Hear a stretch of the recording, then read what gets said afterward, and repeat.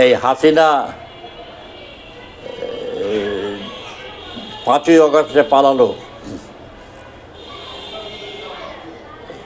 এরকমভাবে পালানো তো খুব কমই দেখা গেছে। এরকমভাবে পালিয়েছে, বলেছি কিউবার বাতিস্তা, টিউনিসিয়ার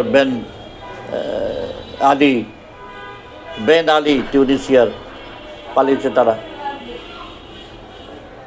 কিন্তু তারা তফাৎ আছে, তারা যে পালিয়েছে তার সাথে তাদের দলের লোকজন সব হাজার হাজার বাড়িঘর ছেড়ে পালায়নি, তারাই পালিয়েছে। এইখানে যেটা ঘটেছে 5ই অগস্ট হাসিনা পালিয়ে যাওয়ার পরে, আওয়ামী লীগ সরকারের পতনের পরে, শুধু হাসিনা বা তার যে কর্মচারী ওবায়দুল কাদের ছিল সে পালিয়েছে তাই নয়, এখানে সমস্ত যত আওয়ামী লীগের নেতা কর্মী মন্ত্রী সংসদ সদস্য ইত্যাদি বিভিন্ন জেলায় বিভিন্ন পর্যায়ে, উচ্চ পর্যায়ে, মাঝারি নিম্ন পর্যায়ে যত আওয়ামী লীগের লোক ছিল তারা পালিয়েছে। আওয়ামী লীগের সাথে সম্পর্কিত বুদ্ধিজীবী পালিয়েছে, তার সাথে সম্পর্কিত আমলা পালিয়েছে, পুলিশ পালিয়েছে।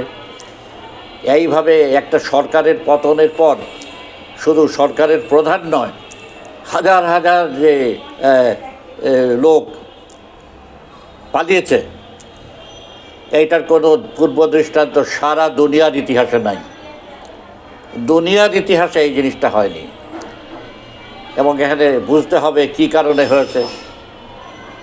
কারণটা হচ্ছে এই হাসিনা যেভাবে অক্টোপাসের মতো এই দেশের জনগণের ঘাড়ে চড়ে তাদের উপর নির্যাতন করেছে, শোষণ করেছে, এবং ওপর থেকে নিচে পর্যন্ত সমস্ত ক্ষেত্রে প্রতিরোধের গলা চিপে ধরেছে, নির্যাতনকে একবারে গ্রামান্তর পর্যন্ত নিয়ে গেছে, প্রত্যেকটা সমাজের স্তরে নির্যাতন চালিয়েছে, চুরি দুর্নীতি অবাধ করে দেশকে লুটপাট করে শেষ করে দিয়েছে। এই রকম কোনো ব্যাপার হয়নি, পাকিস্তান আমলেও কোনো সময় হয়নি, অন্য সময়ে বাংলাদেশেও হয়নি।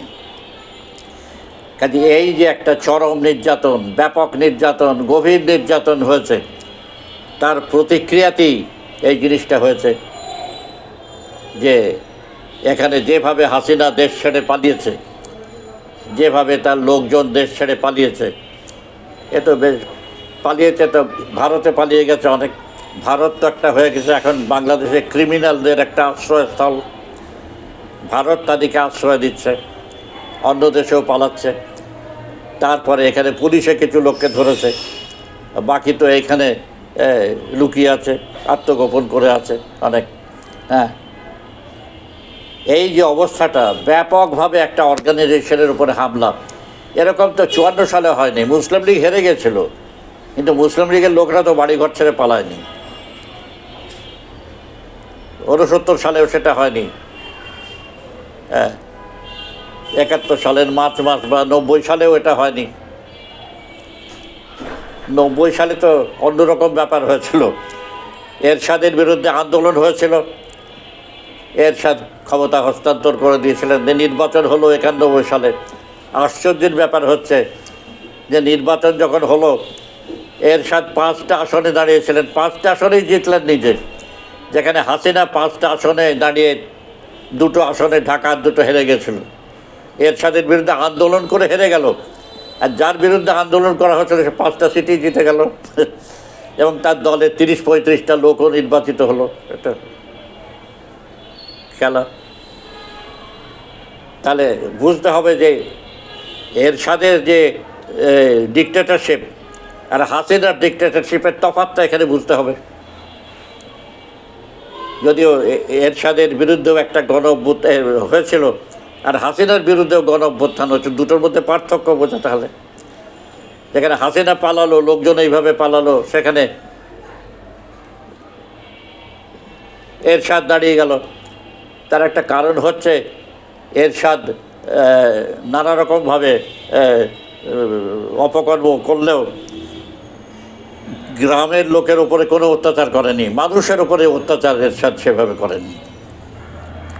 নির্যাতন যাকে বলে, আর নির্যাতন একটা জিনিস যে শোষণের বিরুদ্ধে মানুষ দাঁড়ায়, কিন্তু শোষণের থেকে নির্যাতন হলে অনেক বেশি দাঁড়ায়।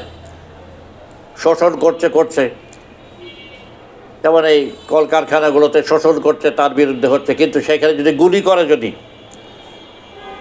নির্যাতন করে, যদি শত শত ধরে নিয়ে যায়, যদি সেখানে তার বিরুদ্ধে প্রতিরোধ অনেক বেশি হয়। যে নির্যাতন একটা খুব গুরুত্বপূর্ণ ব্যাপার। দেখা যাবে যে জিয়াউর রহমান হোক বা এরশাদ হোক, তাদের আমলে এই নির্যাতনটা সেভাবে হয়নি। হাসিনার আমলে যে নির্বাচন হয়েছে তার 1000 ভাগের 1 ভাগও বোধ হয় এদের আমলে হয়নি। হাসিনা এমন দৃষ্টান্ত স্থাপন করেছে যেটা তার বাপের 3.5 বছরের সাথে তুলনা করা যেতে পারে। শেখ মুজিবের সেখানেও খুব নির্যাতন হয়েছিল।